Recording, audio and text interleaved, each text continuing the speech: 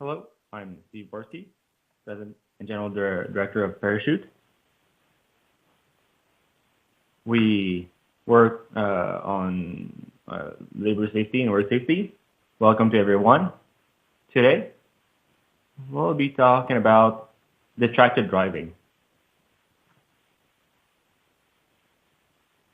I would like to thank Desjardins for inviting us today, and also for encouraging our series of public conferences. We can talk about road safety during these conferences. I would also like to acknowledge Desjardins Insurance support, and also for supporting our road safety initiative. Denis Dubois from Desjardins Insurance is one of our experts, and thank you, Denis, for inviting us, and I will leave you the floor. Oh, there you are. You have the floor, Denis. Thank you, Steve. Welcome, all welcome in the Desjardins space. These are real experts here. I'm not a real expert. These are the experts here for the panel discussion on the topic of distracted driving. I'm sure that this will be a great battle at Desjardins. It's a pleasure to take part in this approach because they are the number 2 insurer in Canada. So road safety is definitely one of our concerns. Today's objectives are very simple. First, to know what we're talking about when we talk about distracted driving, and also why, what actions can be implemented to improve the road safety record. As moderator, we have Anne-Marie Cloutier. She's been conducting research for several years at INRS, and I'm sure that we'll have a great discussion, so you have the floor. Thank you very much, Steve. Yes, thank you. Thank you for inviting me. It's a great opportunity for me to talk to you. As Denis just mentioned, we have experts here with different roles.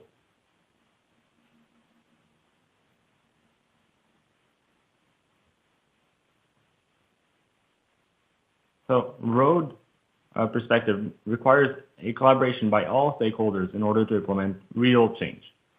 But before starting, I'd like to get into the thick of the topic. I would like to go through the principles of what we call Vision Zero for road safety. The first thing is that we can forecast and predict road accidents. So when I talk about zero, it's not what I want. 0 results, but 0 deaths or injuries. Also, humans are fallible and they make mistakes. I think we can all agree on this. So we will never be completely perfect. I'm sorry to say this. Also, the responsibility of our road system needs to be shared by all stakeholders and users. That means that there are several people involved in road safety, and they will tell you that collaboration gives way to results. Beyond individual action, we can talk about road safety, individual action, but we need a systemic approach that is supported by collaborative actions. Speed, obviously, is a fundamental lever on the frequency of accidents. It's also based on a principle of speed reduction that we are talking about in our actions. So without further ado, I would like to get started with our first panel member. I will introduce to you the people here, and then we will open up the floor to all. First, Ms. Miranda on my left has been working at the Automobile Authority in Quebec since 2008 as road safety advisor and program designer. She's in charge of road safety and distracted driving. She has recently worked on Bill 65 to amend the legislation on road safety and the Highway Safety Code. So welcome, Nadia. Her goal also is to protect people, improve road safety, and to have better driving record. Yeah, distracted driving is one of the main causes of accidents. There may be speed, alcohol, but also distracted driving is taking more and more importance in terms of road accidents. It makes up for a significant percentage.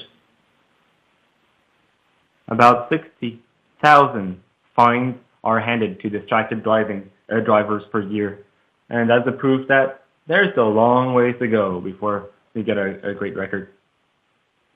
Well, that's almost close to 60,000 different people.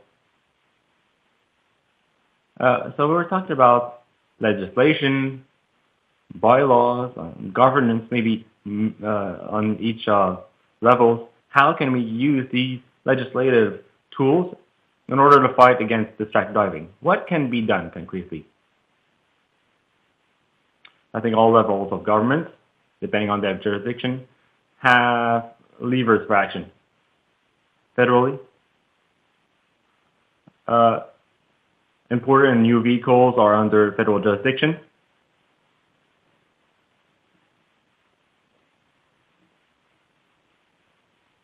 Technology can go also further for assisted driving. For example,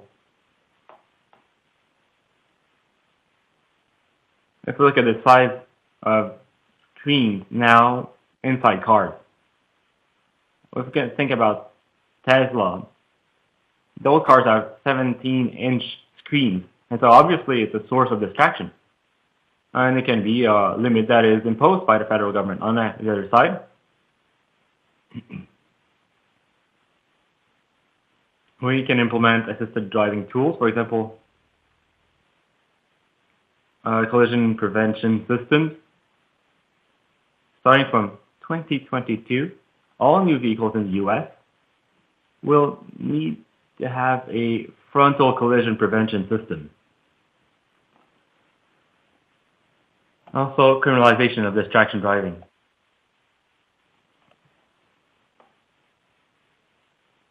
Within the criminal code,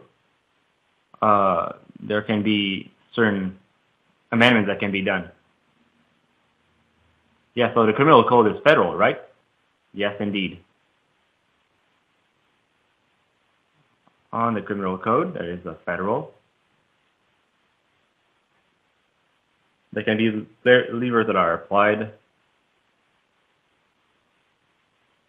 There can be obviously negligent driving or reckless driving that can be imposed. And there can even be prison sentences for people who texted while driving.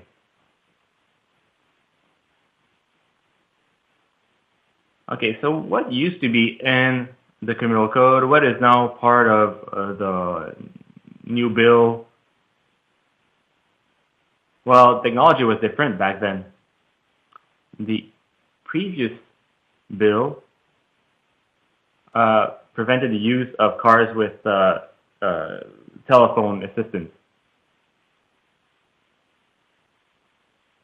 Following guidance from other authorities, we applied bans on all electronic devices behind the wheel,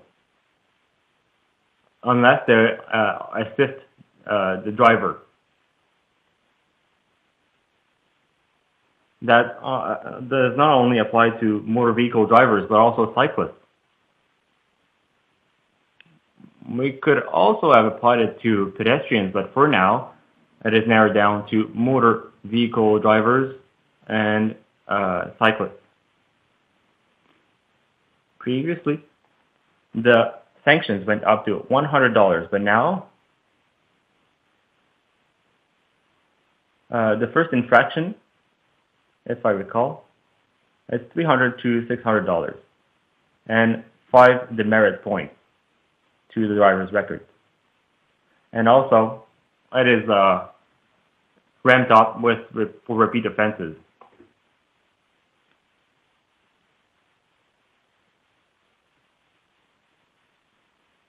The first repeat offense is a 3-day suspension. Second one is 7 days. It's for the subsequent ones. It's ramped up depending on the degree. Very well. Now turning to the second panel member, Martin Lavalière. He's at the Quebec University in Chicoutimi. He's worked at the MIT, HEC in Montreal also. He developed expertise on aging on driving, the impact of aging on driving. He's currently interested in communication and navigation tools and assisted driving. Maybe you can talk to us about this. And also the impact on the risk of collision. Martin is also part of the Road Safety Research Network in Quebec, and also on part of the Canadian Authority on Research Network. With regard to behavior, what happens when a driver does something else and other than driving? Thank you, Marie-Soleil. Now, the question that comes up is that from the moment when people are doing something else than driving,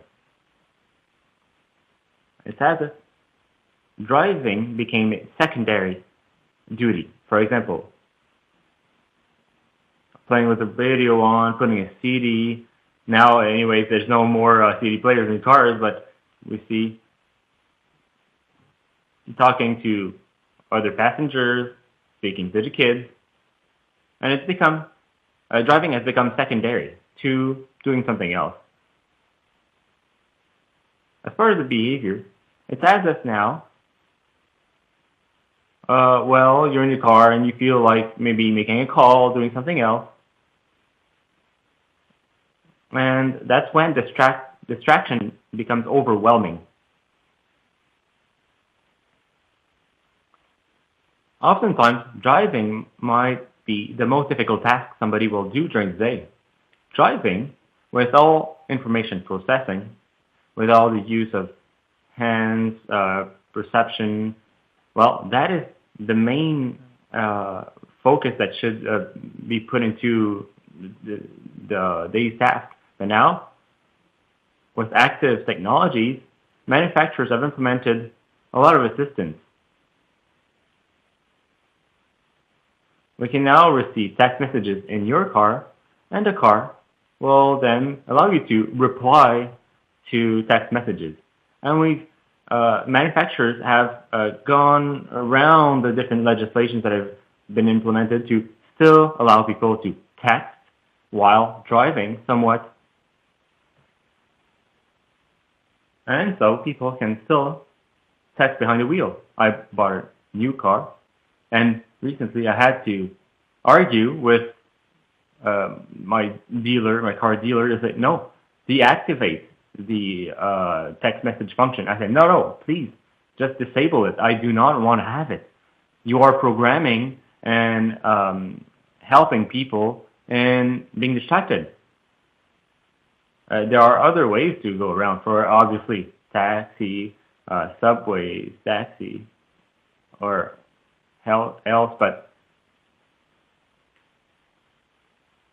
the level 5 cars now, well, obviously, drivers will always have the possibility to drive, and that's why drivers will still need to be vigilant behind the wheel.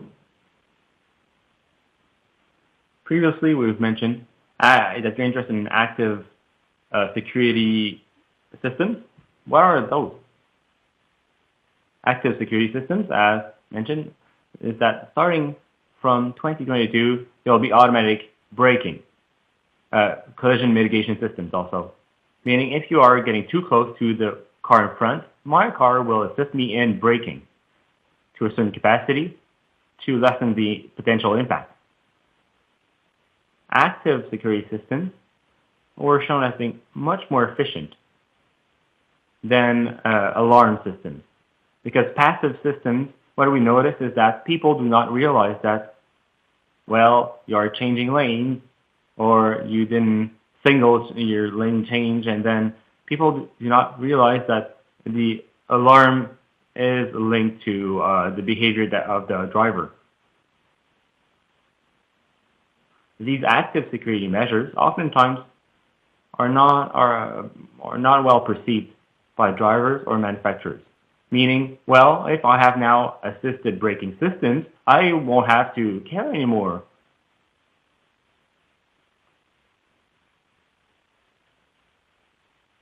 Some cars, up to 70 kilometers an hour, will stop completely a car.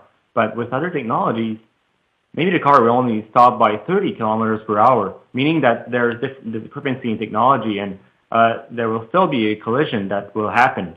And so this misunderstanding of technology from manufacturers and users is what contributes to a potential problem also. So it's a matter of perception. Yes, indeed. Thank you, Martin. Our next panel member is a police woman. She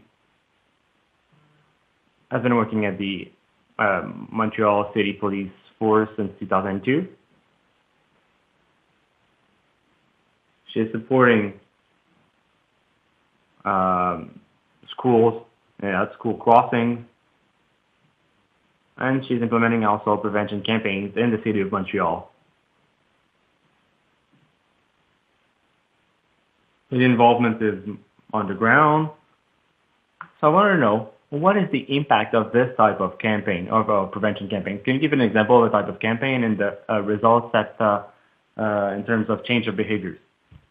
Well, in Montreal, was designed a vigilance campaign developed in 2012 following a strong consensus with regard to the message I want to, in order to speak from the same voice. This was a success because we proved that the driving record in 2012 was not very good. There were more deaths on the road in Montreal compared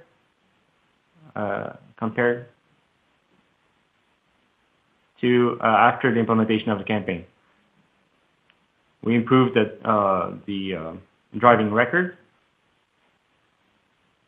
Obviously, to have an impactful campaign, you need several things.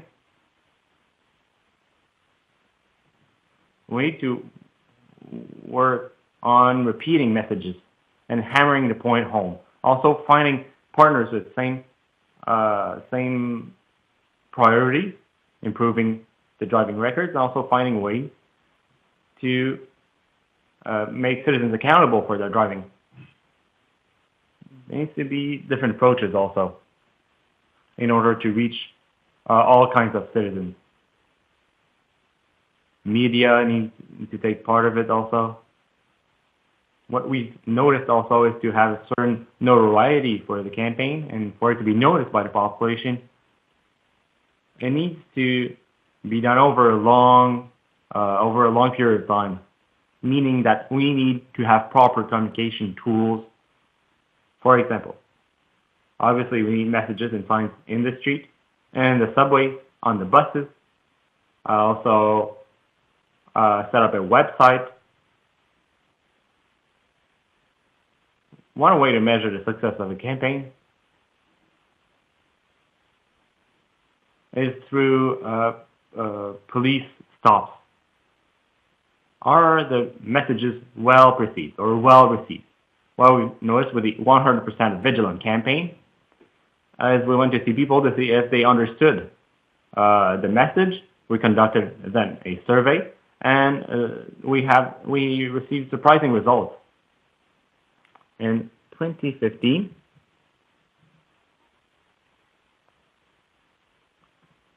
we had an 88% notoriety of this in the greater Montreal area. This is a very high rate, meaning that the penetration rate was very good among the population. This led also to certain changes in behavior. 31% are more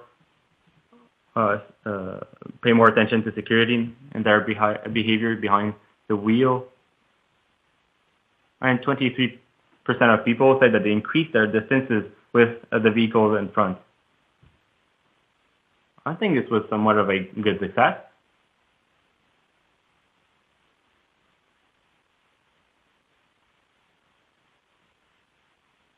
So you talk about continuity of the message. What happens next? How easy is it to find partners? Well, obviously we want to have similar partners. We have the SAAQ, the Quebec Driving Authority. We also work in partnership with the City of Montreal to develop the campaign. Also, we work with the Greater Montreal Transit Agency.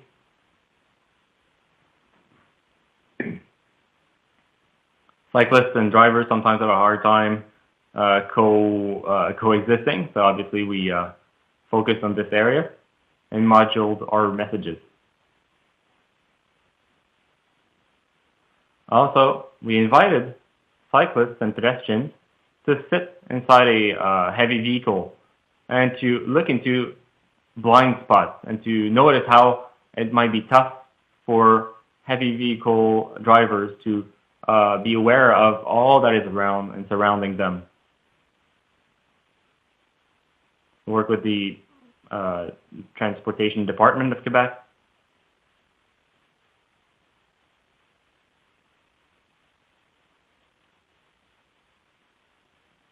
We invited citizens to meet with us, obviously. These awareness campaigns encourage proper behaviors. Thank you. And now, Denny, I would like to hear from you. We introduced you previously. You are from Desjardins Insurance Group. We talked about Desjardins, their interest for road safety, obviously, as an insurer. But why are insurers interested in, distracted driving first? And also, what does it change in your organization? Well, first, for everyone outside of Quebec as an insurer, well, we also cover bodily harm, so you can see the impact of accidents on the road. So obviously, we want to contribute in our own way in improving the driving record in all kinds of areas.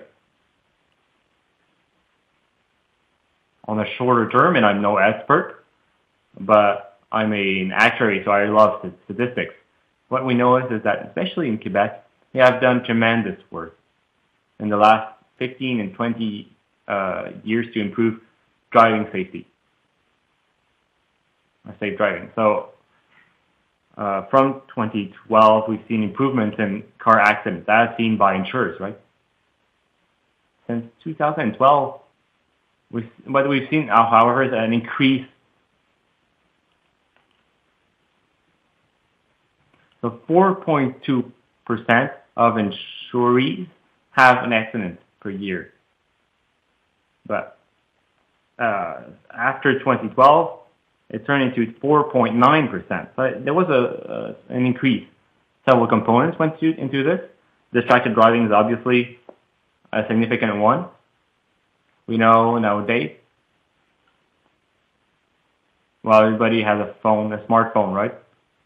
This is an additional source of driving. And as mentioned, distracted driving has always been a component, right? But now there are more sources. Car equipment is also a new component. Now there's more that's available, but technology allows great things and less great things also. What do we see in the industry? That we call insurance by use. Well, we can establish a price or insurance rates based on driving. By using their phone, we know which users and how these users are using their phone and how they're using their cars especially.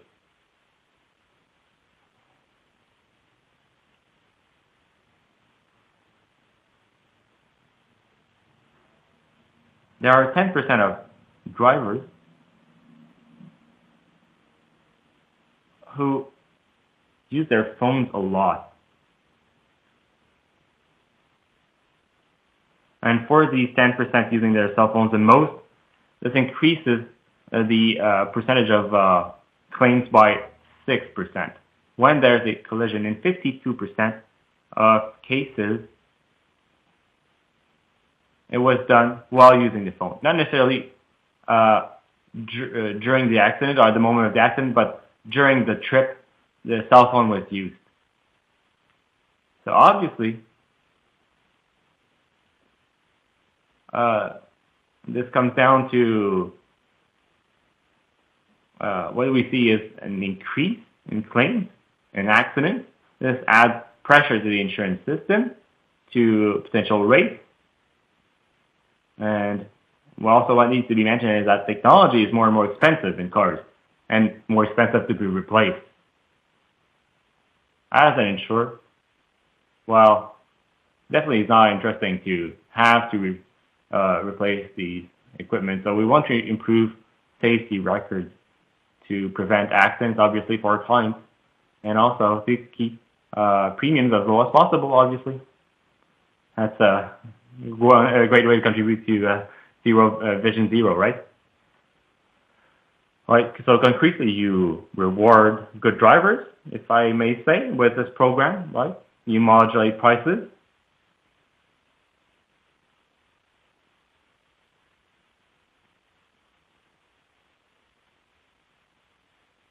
Do insurers also receive some education or tools or advice? Well, obviously, we're not road safety experts in itself. We try to be a stakeholder, obviously, and contribute to these kind of events, like a parachute event here with Opération Nez Rouge, Red Nose operation. We've been a partner for 35 years, obviously.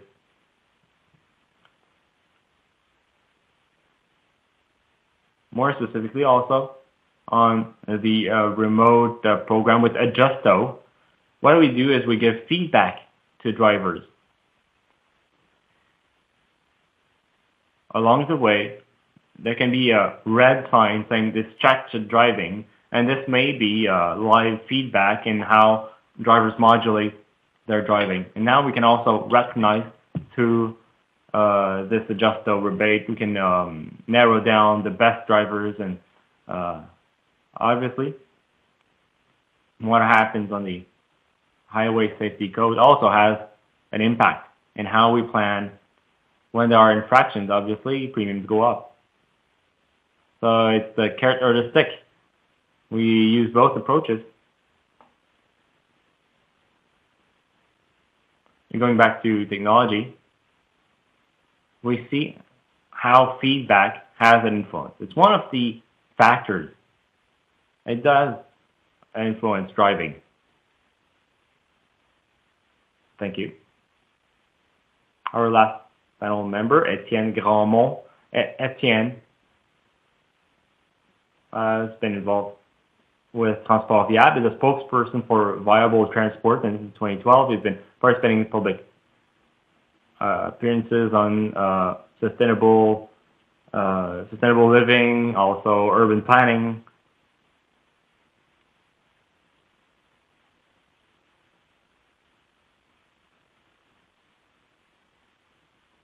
And there was a first forum last year, Vision Zero, that was organized with the help of your association, with the Centre d'Écologie Urbaine and other partners, and my own lab, obviously.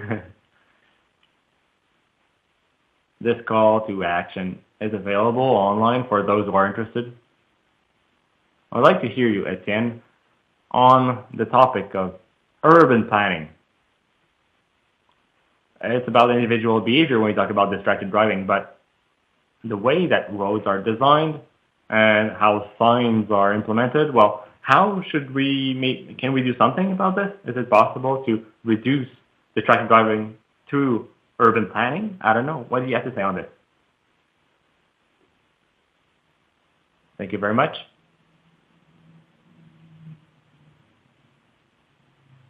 Yes, indeed, we work on visual impact. Some things need to be improved. At Vision Zero, we promote a cross-sectional approach that was mentioned at the beginning. I'll say areas we need to work on. First, education. The driver's license the test that we only have to take once. Well, should we have to take it a second time? Because we know that people forget, that the code evolves, obviously.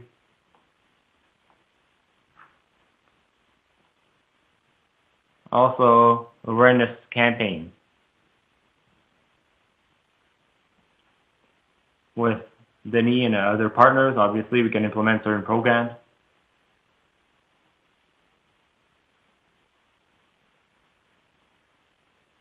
Obviously, I'm making reference here to a TV spot.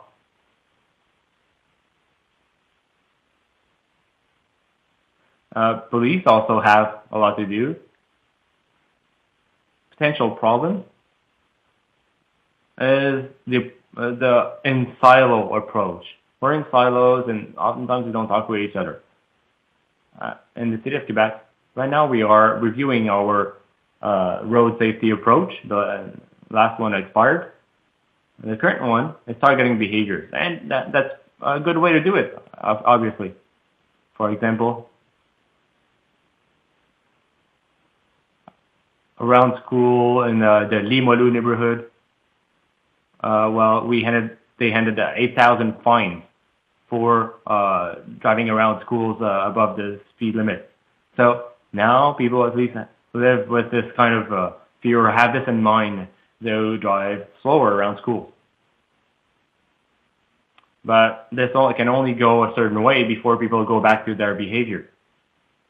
Unless we really want to have to put in time, 365 days, a year, to put a policeman on every corner of the street, but obviously there are other topics to work on. But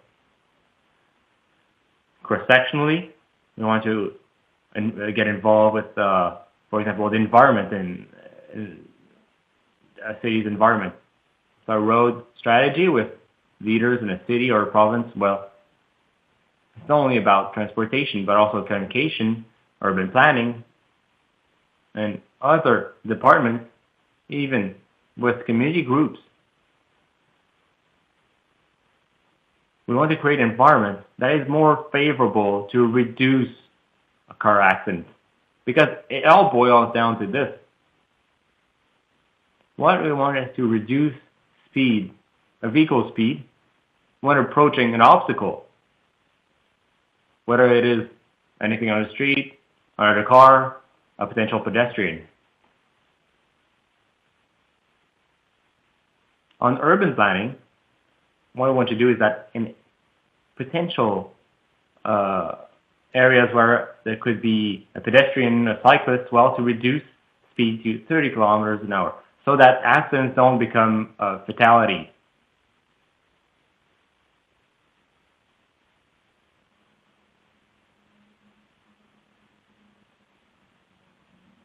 And then in areas where there might not be cyclists or pedestrian, speed can be 50 kilometers or even 70 kilometers an hour because it's only cars on the road. But in areas where we might encounter cyclists or pedestrians, well, to limit it at 30 kilometers an hour. I see somebody's laughing here, but when we compare with the U.S.,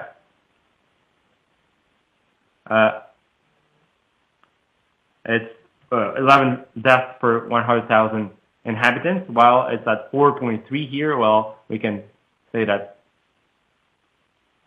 this is the right approach because we find that no death on the road is acceptable, obviously. We are now at the moment where we need to go further than a traditional approach.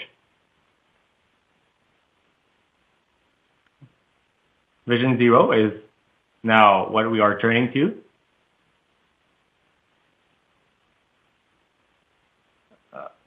Even after 25 years, the jurisdiction has 2.3 deaths per 100,000.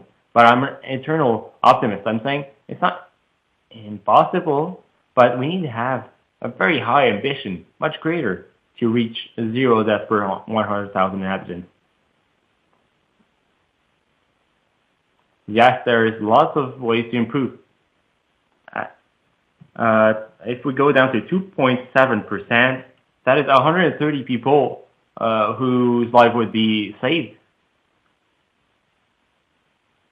With all of these tools, well, I think we can tend to reach that goal of 0 deaths. Thank you very much, Etienne. Very good. Great first round table. We talked about a lot of topics, and that's the objective. Now, I have a question for you all regarding technology that we can find in cars. Martin talked about it. Denis also, Nadia.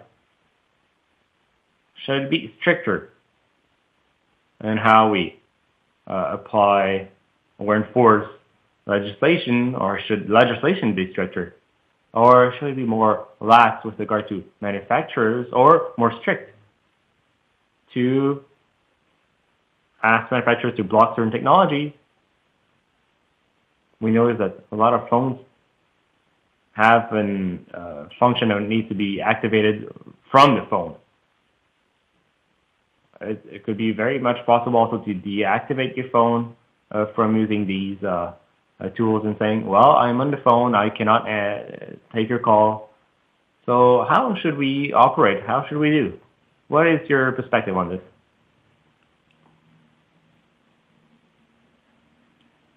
Yes, Martin.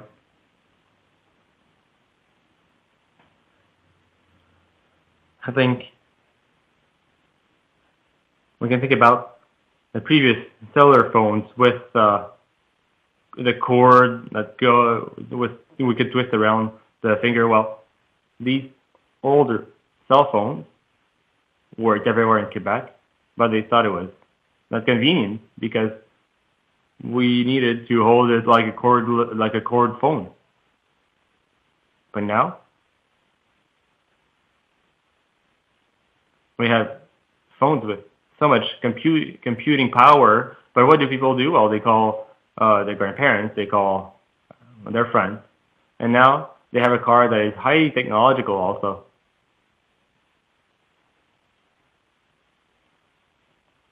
Current legislation is not to hold your phone in your hand. We can just go out on the street and we see people holding their phone in their hand. You know, when you look at the car model, obviously people can use their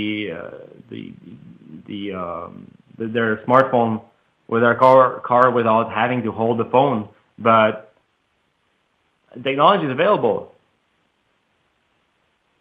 It can be simple. Also, measures such as putting the cell phone in airplane mode. There are several options that are available in cars. And if we are too limitative, what can happen? Well, there will be sort of a black market of technology for distracted driving. And if we are too limitative, we will simply move it to more of a black market. If we can design better interface, smarter interface, also to detect that in certain neighborhoods, well, it goes straight to voicemail, or to detect the level of driver monitoring. There can be a whole wealth of features that become very interesting. But people need to be ready to sacrifice, well, for example, that 15 minutes of car, but whether if you live, maybe in Toronto or maybe an hour and a half, it doesn't really matter. That's a moment where you cannot access your smartphone. That happens when you take the subway. That happens when you're in rooms with limited reception. Are people ready to be disconnected for some period of time? It's a matter of simply adapting to it. We talked about awareness, education with Sophia, with regard to proper behaviors to adapt. adaptation to technology. It's a question of road safety, but also more general safety concern. Nadia, yes, there are several technologies to allow drivers to put cell phones on airplane mode.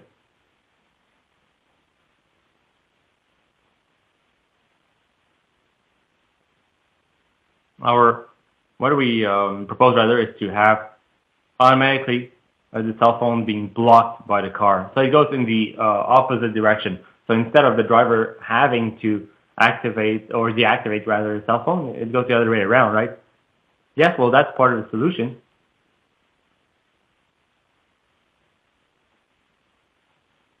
Obviously, to legislate what happens in the car, well, it could do no wrong.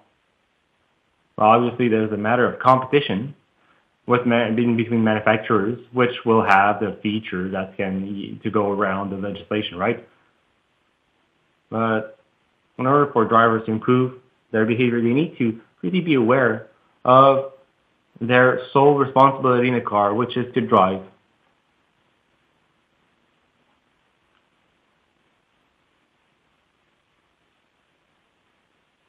Yeah, so reminders to use smartphones much less when driving, or maybe also a refresher course after having your driver's license. Yes, we conducted a survey last week on distracted driving, and it was interesting. It highlighted the fact that when people are on the road, when we look at 80% of other drivers regularly using their cell phone, but when asking themselves the question, well, it was only 35%, right? Only 35% of them were using their cell phones often all the time in the car. Some, obviously, we perceive our actions much differently from what other drivers do. And that's part of the problem. Also in the car, there are so many features. We're talking about smartphones, but you have access to so many things. Some very good initiatives. We're talking about braking assistance.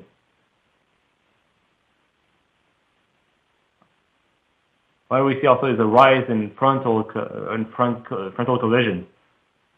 Why? Well, the use of cell phones. Maybe less time for braking. So obviously more distraction. Okay, what contributes to this?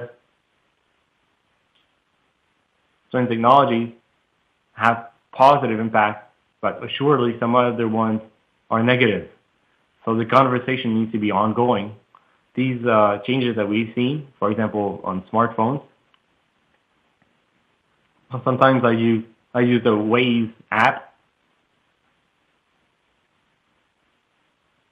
So these apps can obviously help drivers to discipline themselves within some apps. Technology inside the car, well, some are very entertaining for drivers, but bring in a lot of distraction.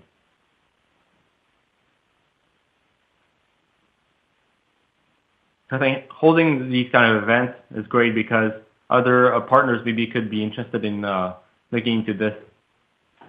The current technology in cars obviously is not optimal, and we need the proper diagnosis to be able to target the potential areas to improve.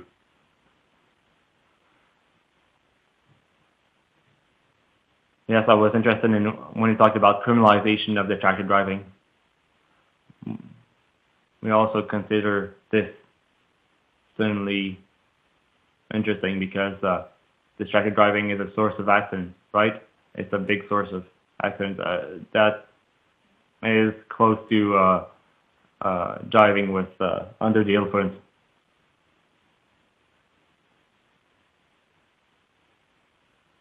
That being said, we take for granted that there will be always sources of distraction. It's great to reduce them as much as possible, but distraction is inherent to driving.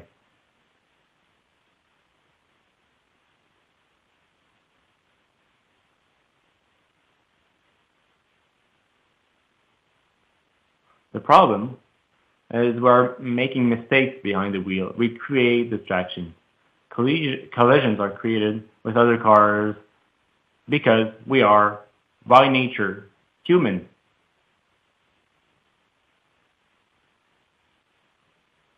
Working on forgiving environments, meaning environments where we have reduced speed. So if there's a collision, it is more forgiving and not deadly accidents rather. We talked about distraction inside cars, and it comes up from time to time. The principle of danger, where even pedestrians are using their phones and putting themselves in danger. This is not limited to the car. In Ontario, we've seen an increase in rates of collisions, yeah? But there's no data on distracted pedestrians, and it could be interesting to look into this.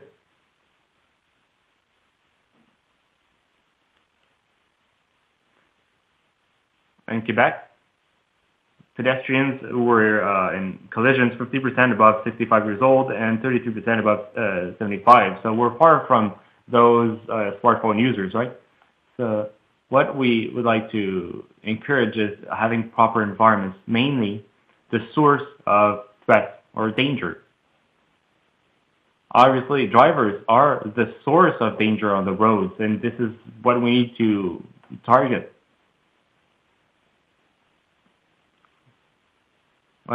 Obviously, cars are safer and safer with airbags, etc. However, pedestrians' record is worse.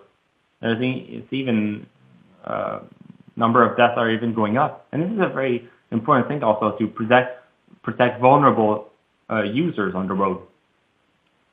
One thing that surprised us is fines to cyclists. And as part of a broader perspective, they want to encourage people to take their bikes. We increase the amount of fines and the number of fines, but really the threat on the road is usually vehicles, motor vehicles. And they spread the prioritization. We need softer modes of transport, in that sense, supporting those. I don't have a statistic in my head right now, but as part of police reports, we know that there's distractions, but for example, in reports, we know which car in a car-to-car collision was distracted or had a distracted driver. No, it is not part of the police report. Accident reports, I'm not sure. In a complementary report, we can find what might have caused an accident.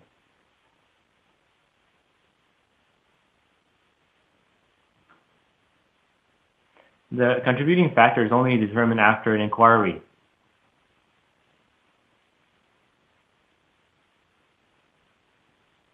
If the report is not properly filled, well, maybe data would not be realistic.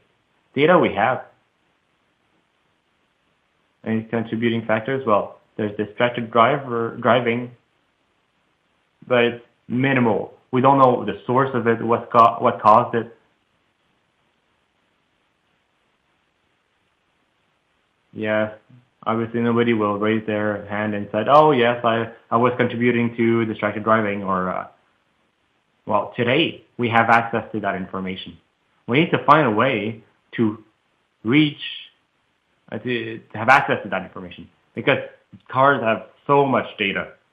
Phones, the information is available. To apply a proper diagnosis, we need to have a way to collect these data. Obviously, there's privacy issues, personal data, etc. But for the betterment of society, to understand, and from a macro perspective, how it happens, there's no reason now not to be able to have access to these data. And that's when we talk about evolution, Well, this needs to evolve also. We need to have access to that kind of information that is available. I mean, yes, we talked about car makers in the past. Uh, Obviously, we'd like them to take part in that conversation, that having access also to data is a matter of privacy, but there might be something that to look into, right? That's a public health question.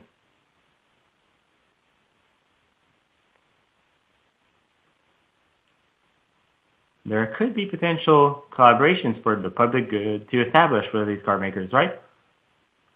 Also, I understand that the police officers that come on the scene, well, they can't go beyond what their function is or their role is. They need to simply witness what happened, but they can't really make a diagnosis from the devices, right? Well, for the moment, all we have is the perception. Could it be due to distraction? We're talking about distracted driving, but oftentimes people will say, well, I was blinded by the sun, I didn't see it. We have a lot of signs in Montreal due to construction. Sometimes people don't really know what's going on, and collisions might happen because of confused signals. That is a big source also that needs to be assessed in terms of signs on the road. That is part of it. And there's so much information for a driver. A driver needs to read information, what was changed, to analyze what has changed, and then to proceed with the proper course of action. So that's also one way for us to encourage this. Yes. Is it due to cell phone or else? I don't think. Yes, it's possible to ask for that information. Obviously, we can put it in the report. I can mention that low-speed driving is obviously could be a successful factor. We only have a few minutes left.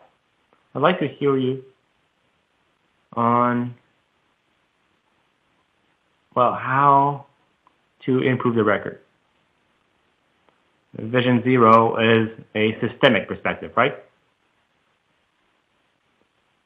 We want to address the different E's in driver safety.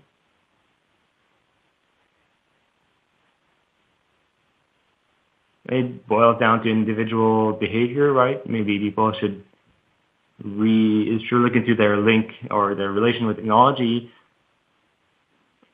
What would you like to mention? Maybe the one that needs to be looked into the most to address distracted driving. So what do you have to say on this? Yes? Not necessarily a principle, but out of what we said today, I realized that the first step is to make the right decisions. We each have our own perspectives.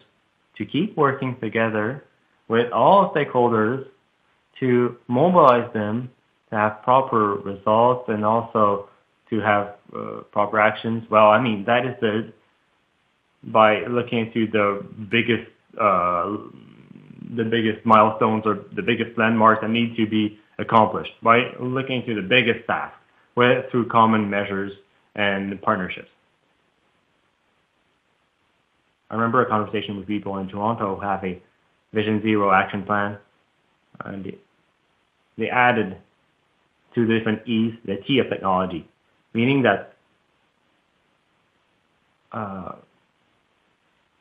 it could be a bottom-up approach to gathering data, collecting these data, and then look into what can be done from various sources, right? Cars, phones, and to really have a good approach. I won't repeat on what I think is crucial, the environment.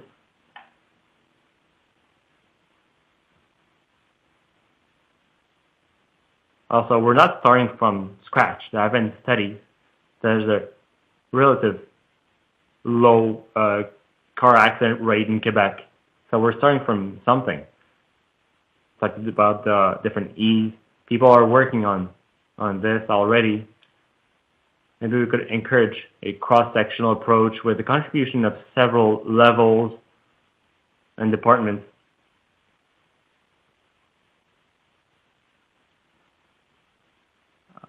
This also appeared in Quebec's sustainable mobility approach. Also, there are certain areas where things are doing well, but others where it's not doing very well. I think a certain direction can be given by the provincial government, and they can act as a champion. Also, we can pinpoint where the most severe accidents happen. Obviously, insurers have a different perspective, but from a human approach, we need to look at the most severe ones and to look at what really is most fundamental. Where are the areas, the most critical areas that can be changed? Nadia? Yes, well, Vision Zero might look at something abstract and complicated. I think we need to go back to what is already in place, what has been done elsewhere. There are infrastructures and urban planning. It doesn't need to be very complicated, Vision Zero. It's working in partnerships with different levels of government, with police authorities, even private entities like the Rouge et Or, the Laval University sports teams. Next week, there will be a national operation on road safety. Together, there will be education and awareness. So I think in working together, these are good steps to improve the road safety record. Very good. I think it's a great way to conclude this panel. So, well, to conclude, I'd like to thank everyone. Martin, Denis, Nadia, Etienne. I think what I understand from this panel is that we are not starting from scratch. There are innovations that are done elsewhere. It's interesting to look into the Swedish model also, where Sweden nationalized safety and prevention. Also in the US, each city came up with their own plan. So in between, maybe in Quebec we can draw from both and find a good middle ground. And if there are more levels that are involved, well, the more the merrier. I'd like to thank you all. Have the safe return home, and keep up your good work. Thank you very much.